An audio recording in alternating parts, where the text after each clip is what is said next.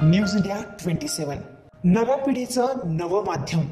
कळवण सुरगाणा विधानसभा मतदारसंघाचे आमदार नितीन पवार, जिल्हा परिषदेच्या माजी अध्यक्ष जयश्रीताई पवार, कळवण एज्युकेशन सोसायटीचे अध्यक्ष भूषण पगार यांच्या प्रमुख उपस्थितीत कळवण तालुक्यात विविध ठिकाणी डोंगऱ्या देव उत्सव साजरा करण्यात आलाय।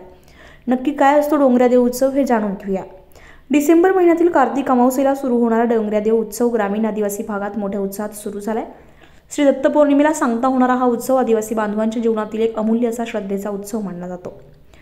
मुख्य माऊली ठाळकर, थाळीवादक, पावकर, पावरीवादक, टावरी, बांबूवादक, खुट्या, लोखंडी चिमटावादक आणि अन्य सर्व माऊली असा एकत्र एका वस्तीचा हा दर तिसऱ्या वर्षी साजरा करण्यात येणारा उत्सव आदिवासींच्या जीवनातील एक सचोटी पाहणारा काळ म्हणूनही पाहिला जातो।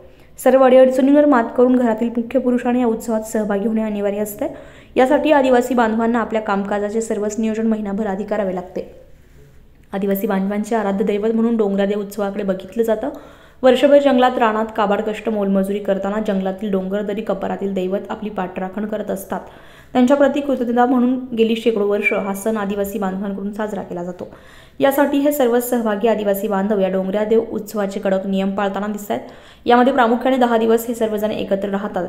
वस्तीतील मुख्य जागेवर त्यांच्या देवतांची स्थापना करून रात्री याच ठिकाणी पारंपरिक नृत्य आणि गाणे म्हणून जागरण करतात, तर 10 दिवस उपवास करतात। यामध्ये सकाळी एक वेळी गुळ शेंगदाणे खाऊन संपूर्ण दिवस आजूबाजूच्या परिसरातील वाड्या वस्ती गावांमध्ये आपल्या सर्व लवाजमांसह फिरताना दिसतात। गावातील आणि वस्तीवरील शेतकरी सर्वसामान्य कुटुंबे या आदिवासी बांधवांचा सन्मान करत अनेक ठिकाणी मोठ्या प्रमाणात रोख वर्गणी किंवा या सर्व माऊलींसाठी चहा पाणी आणि फराळाची व्यवस्था करताना दिसतात। अतिशय कडक आणि शिस्तीचे दर्शन यावी या बांधवांकडून होते, तर अनेक कुटुंबातील लहान बालकांना या काळामध्ये या लोकांच्या हातात आनंदाने देत आशीर्वाद घेताना दिसतात।